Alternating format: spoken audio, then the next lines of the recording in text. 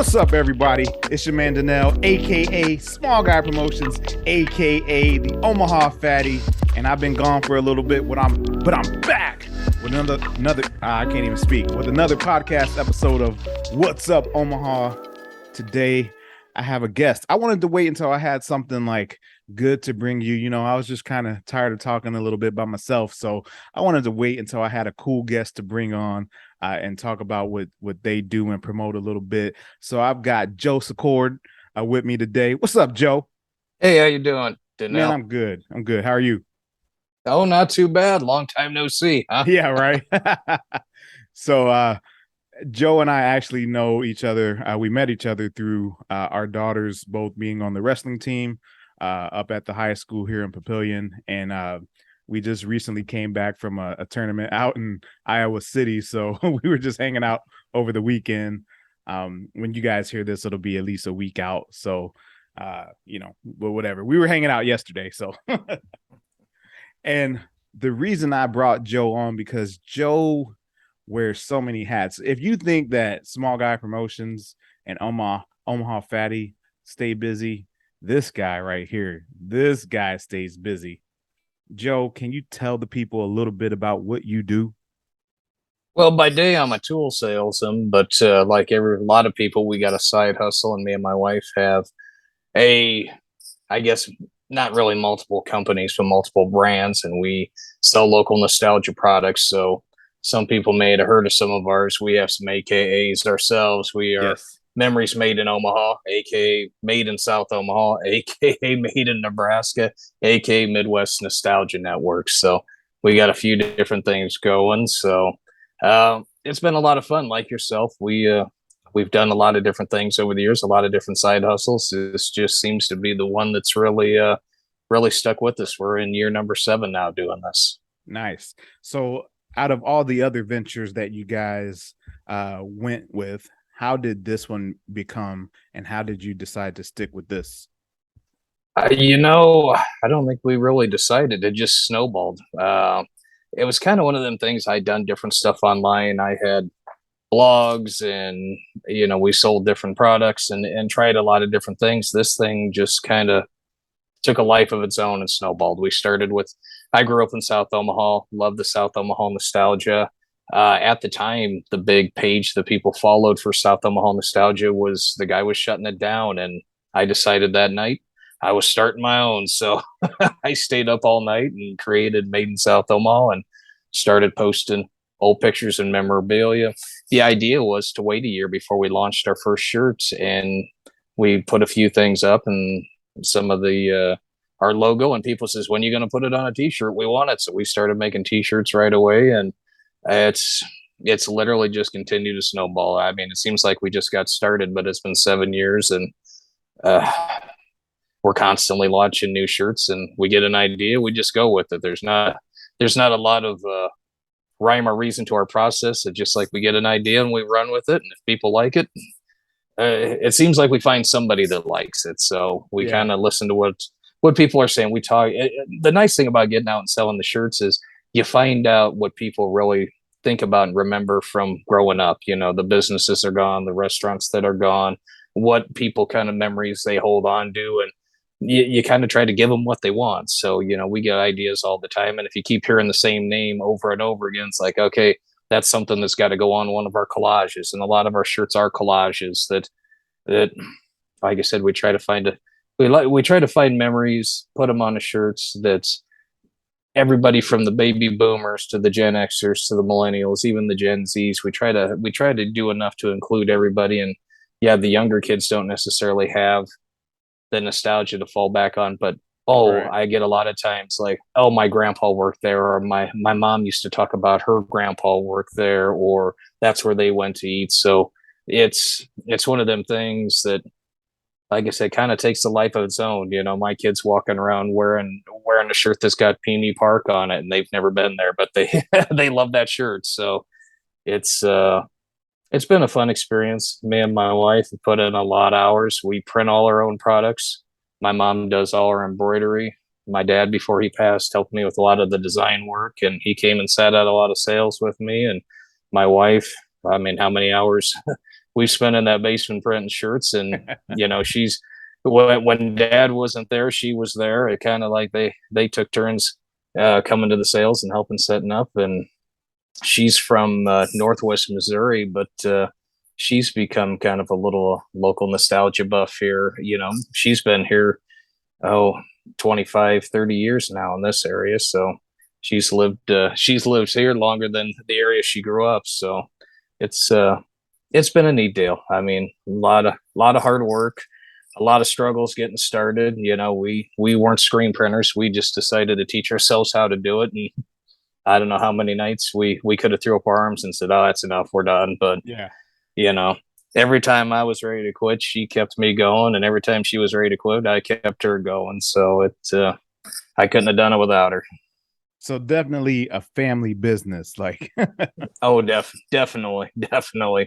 And like I said, we produce all our own products except for our koozies. And I decided I was tired of scrapping koozies. I was going to let somebody that knew what they were doing do it.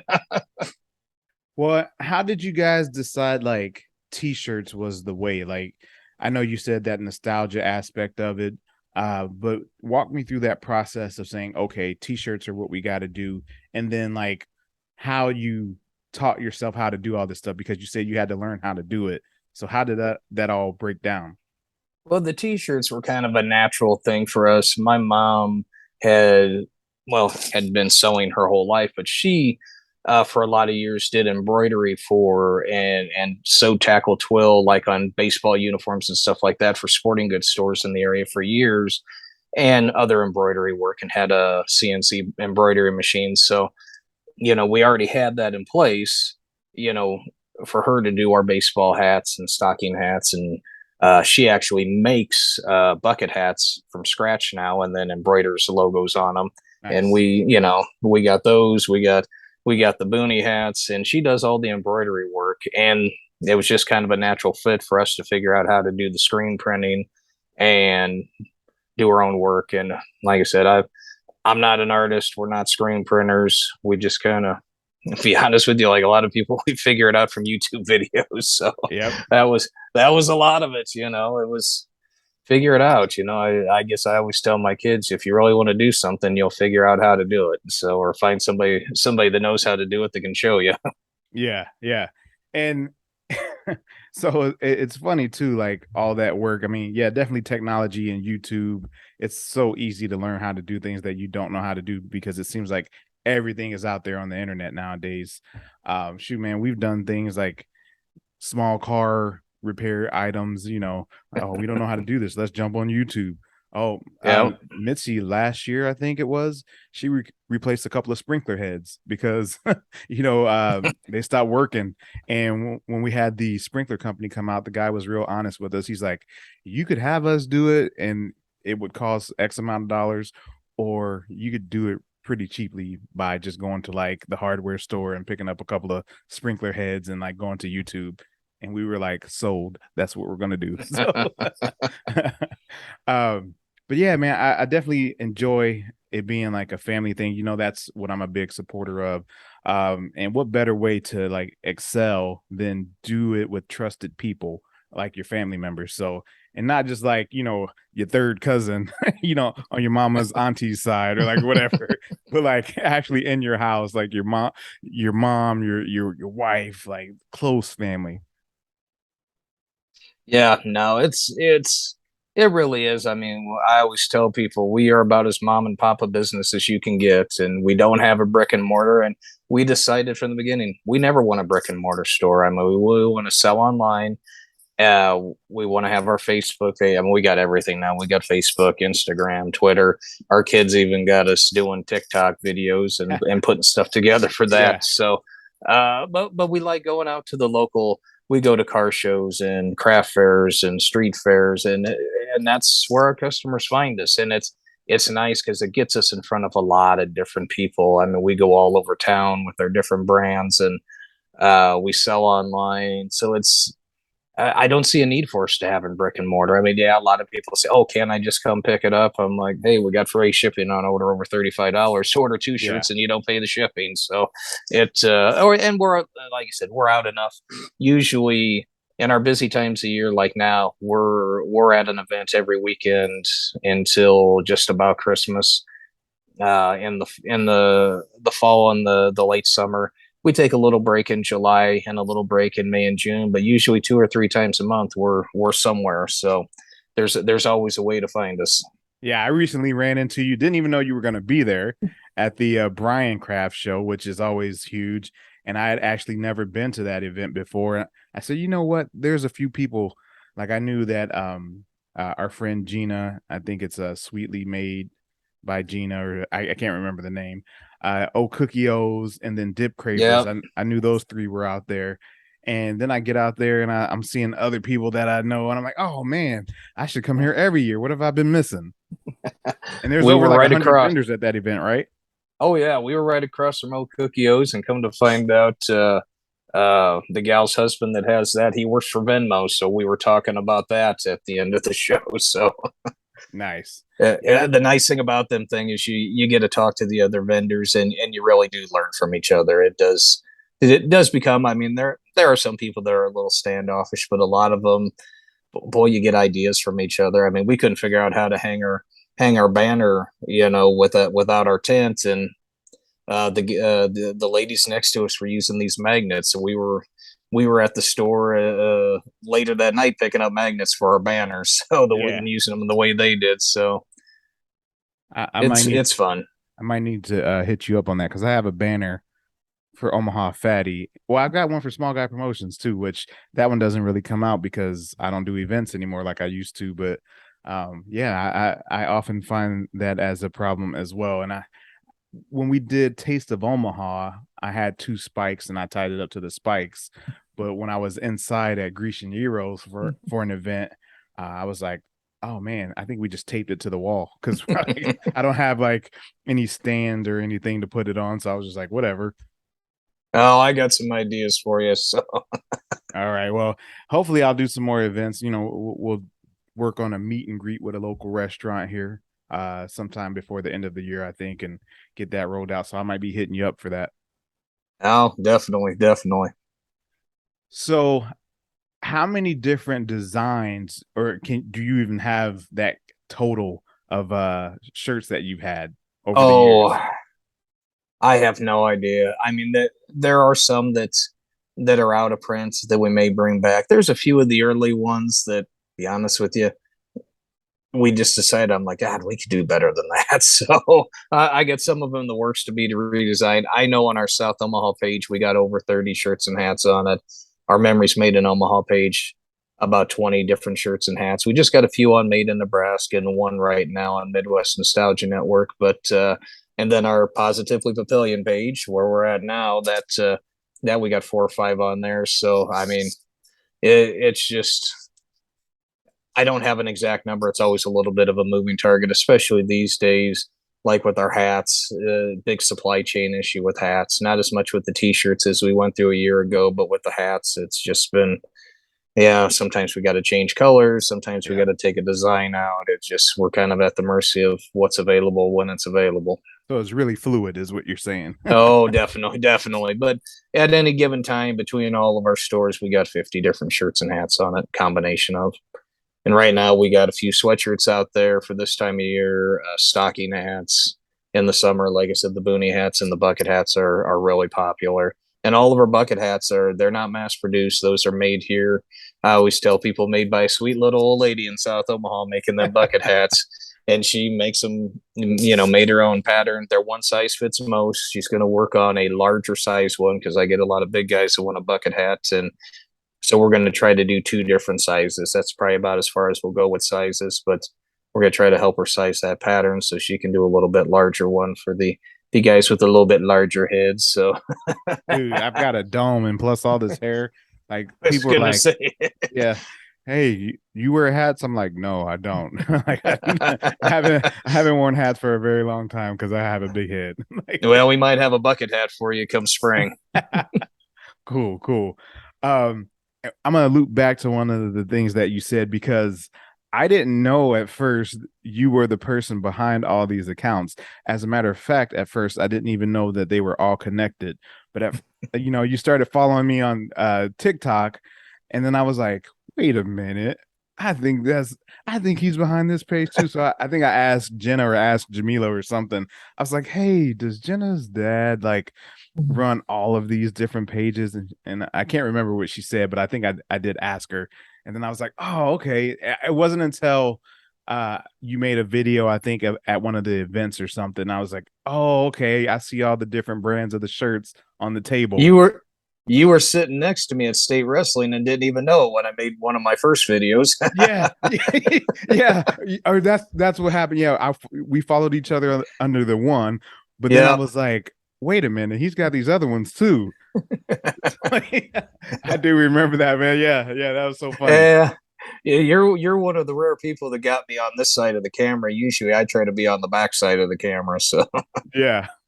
Hey, man, that's how a lot of people are. That's what I had to tell someone who likes the page on the Omaha Fatty page on Facebook. He sent me a message the other day and he's like, hey, have you ever thought of like having some of the chefs or like the restaurant owners on camera when you do some of your videos? And I go, well, that's kind of like a task because on one hand, if I'm just doing a random pop-up video somewhere, like I haven't contacted the place, they don't know that I'm going to be there. I don't even know if the people know me half of the time. So who knows? And then outside of that, I went to Sauce by Alfaro and I had told the guy, I said, a lot of the people don't want to be on camera. That's not what, that's just not what they do and they're not comfortable. So when I had lunch at Sauce by Alfaro last week, I said, hey, Chef Michelle, would you like to be on camera? And she's like, no, I get so nervous like doing that. And I go, hey, that's okay. I said, well, I'm gonna go live. If you just want to pop on and like wave or something, you can do that. And she's like, yeah, I'll do that. I was like, yeah, that's totally fine.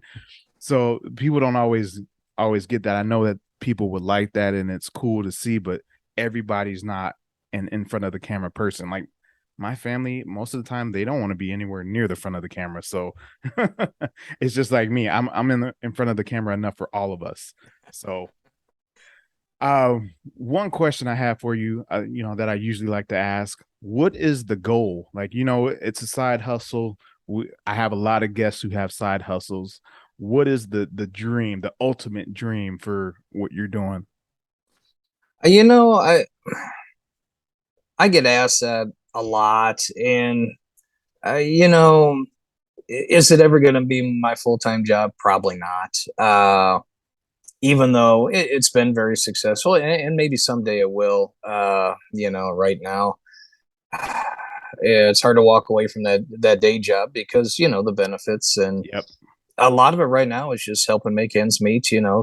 Kids and travel sports, they're expensive, and Yep. it's one of the things we do. I enjoy doing it though. That's one thing is I decided if I'm going to have a side hustle, it's got to be something I enjoy doing because then it's the work is enjoyable because there's a lot of it. I'm getting to the age now where it's like, I'm 50. I mean, I'm going to do it as long as I can do it. I mean, there's a lot of work. We go hauling boxes back and forth and setting up tents, and so we're going to do it as long as we can do it, and hopefully do it a few years after I retire from my day job, and Yep. and maybe at that point one of the kids wants to take it over. So I mean, I hope they do, but they gotta follow their path and figure out what they like to do. So right now, none of them don't have much of interest in it. So, but they're kids. They're still trying to figure out their way. So we'll see. Yeah, they've got time. Who knows what'll happen? Yeah, who knows? And their generation may not be as nostalgic as ours. So they may just fizzle away someday. And right now we're keeping memories alive. I mean, it's funny when we first started doing this. I mean, it was a side hustle. I was making cool shirts that I wanted to wear. People were liking them too. We had our page, and something happened along the way. That I guess we realized how much we were touching people with this because we've had just some really neat experiences. I had a lady contact me one day and her brother was in hospice and he was getting down to his last days. And she wanted to order some shirts for all the family to put on and wear in and bring him a hat. So asked if there was any way I could deliver to the hospital. And I delivered shirts and hats to the hospital that she had ordered online to the family and they wore them.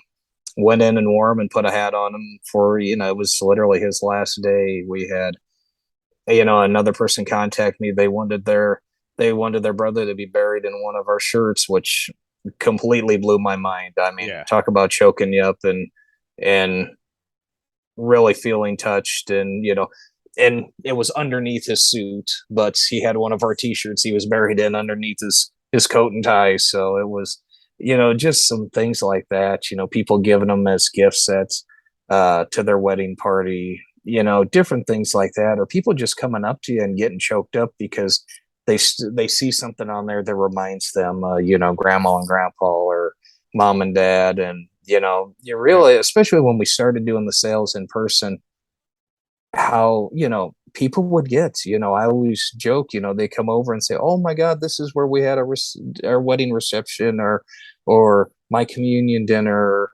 something like that, and they'll start getting teary, and I'll used to say, oh, I forgot the Kleenex, I forgot the tissues, don't cry. So and then they'll get a little lighthearted about it because I'm kind of a big softy. I don't want. Yeah. I want everybody to, and like I said, I want them to laugh more than cry. But sometimes, it's a happy cry. So Yeah. Yeah. Well, and one of the things that I think of, and you said it earlier too, the nostalgia portion. Now, I'm not from Omaha. I'm from Ohio, but moved here in '94.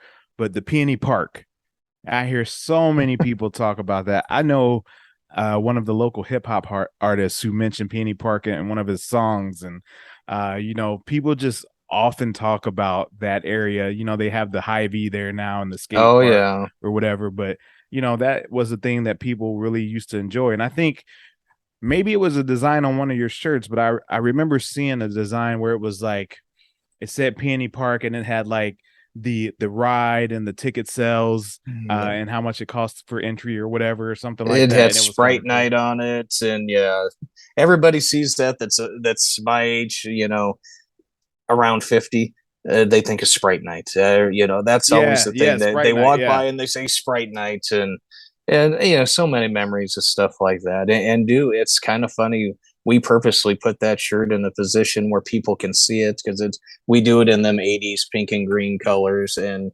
we kind of that's kind of the thing that catches people's eyes. And the funny thing is, it's not our best selling shirt, but Yeah. that's the one they always stop for because they see that, and it's like, oh, Sprite Night, and the memories. Yeah, yeah. Well, and I was holding this shirt up earlier. This wasn't like a Peony Park one, but this is a made in South Omaha one. I wasn't made in South Omaha, but I lived there for 13 years. So, I'm glad that I was able to pick this one up, and I'll be rocking this and sporting it around town. And that one there is our best selling shirt. We call that Really? South Omaha Signs of Our Time. And on the back that has old signs from all over South Omaha, some of which are still there. There he is. There we go. And that is our number one seller. It's and my favorite shirt. I mean, I had so much fun designing that and trying to figure out how to put that together. There was a shirt we actually did before that, our second shirt, called South Omaha Legends, and it's a brick wall that looks like graffiti with names of old businesses on it, and that first shirt I really will say was a personal one for me because it was things that I knew from growing up or things I heard my parents talk about or grandparents talk about. So when I put that one together, that was really for me. I Yeah. mean, I'll admit that. We did a second one, a graffiti wall called South Omaha Icons, and that one was kind of like everything that people told me I missed on the first one. I was kind of making mental notes of and making sure I got it on the second one. I was like, how could you do that without, this bakery or this grocery store? And I'm like, well, that wasn't the one we went to. So Yeah. Yeah. the next one, the first one was for me. The second one was for everybody else. Well, yeah, and you get that constructive criticism or that feedback. So, you always have to give the people what they want to stay Oh relevant. yeah. So, yeah. That's the thing. And I don't even look at it as in criticism. I look at it as an ideas because when they start and people come and ask me, do you have a shirt with such and such on it? And crazy that I can remember, oh yeah, it's on this one. Or I know I got one. Hold on, let me think for a second. And if I know it ain't on there, I'm making notes because I'm like, ooh, that's a good idea. Yeah. Yeah. And it's funny, people will contact me, that had I had somebody contact me that was a current business. So why aren't we on there? It's like, well, this is a memory wall. You're still open, You- we don't want to put you on there. We like going to your place. So. Yeah, that's funny. and, Yeah. and we do occasionally do some things with current businesses, put them on, some of them that have been around a long time, and people think of that area, when they go there. So, a little bit, but most of everything we do is kind of rearview mirror nostalgia, looking in the past, and that's it's fun.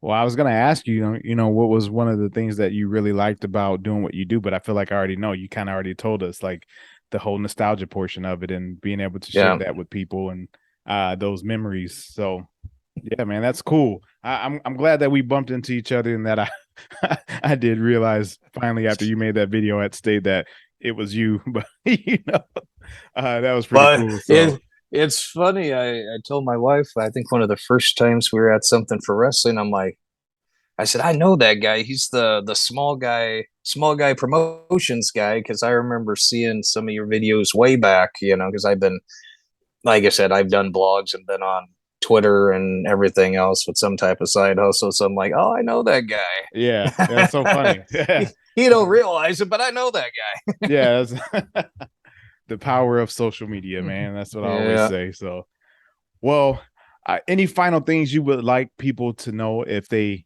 hear this or see this on YouTube? You know, if you're on Facebook, Instagram, we're on Twitter. We're not as active on Twitter. We're just getting into TikTok, but where we're really big is on Facebook. Yep. If you enjoy old Omaha area nostalgia, get on Memories Made in Omaha or Made in South Omaha and take a look. You can sit there and look at pictures for hours. I mean, we sell shirts, but we don't advertise our shirts that often on there. We have a shop now button. Our social media pages are just putting up old pictures and memorabilia and anything we can find that we think is cool. We hope you think is cool and brings back memories. You can go down there and look at pictures and stuff for hours. We've been doing this 7 years, and we post pretty regularly. We were on a schedule. We were posting 3 times a day. We've just gotten so many different things going. Now it's tough. we'll have blast where it's 2 or 3 times a day. Sometimes it's once a day. Sometimes it's every other day. But weekly, we're always out there putting out content. But like I said, we got an archive that's ginormous. So even if you're not interested in buying a T-shirt, get on there and enjoy the pictures, because that's what they're there for. And I know there's lots of history pages out there. We're not a history page. We're a memory lane page. That's what we do. We're more about the memories and emotion than we are the facts and figures and stuff like that. There's tons of people that do that, and they do a great job of it. That's not our area. We're here to tug at your heartstrings. Cool. And what's the web address for the store? For the store, we are on Etsy. So if you go on to Etsy, it is etsy.com/shop, and it's either South Omaha or Made in Omaha or Made in Nebraska. So after the last backslash. Okay, cool. And we'll make sure to add all that in the details of the show so people can, so it's easy for them. You don't have to remember that, ladies and gentlemen. Just go to the show notes and it'll be there. I'll make sure Joe gives me all the links, and we'll have that ready and available for you guys. Well, Joe, if you've got nothing else, man, I think we got what we came for, man. I'm so glad I we did appreciate it. I Man. do appreciate it.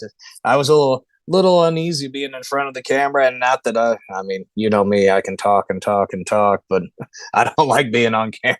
So this Yeah. was fun. It was a little bit different for me, but we'll have to do it again sometime. And hey, we got wrestling season. We Yes, we can sir. pick each other's brain in between matches. So Yes, sir. And you tell me when. You tell me when you want to come back. It's an open invite, man. So I'm happy to have you. It's always good to talk to you. I appreciate it. Ladies and gentlemen, there you have it. Joe Secord, man of, he says not many hats, but he's got many hats. Dad, worker, businessman, all that stuff, husband, so thank you guys so much for tuning in. Don't forget to subscribe if you're on like Spotify or YouTube. Subscribe, share with your friends, check out all the product that he's got, all the merch. Everybody loves merch. So there it is. Please make sure to go and check out Joe and Positively Papillion, made in South O. Just all the different places, made in Omaha. Just he's got so much going on. It's some cool stuff. And even me not being from here, I can recognize some of the older things. I don't remember all of it, but I do catch some of it. I'm like, oh yeah.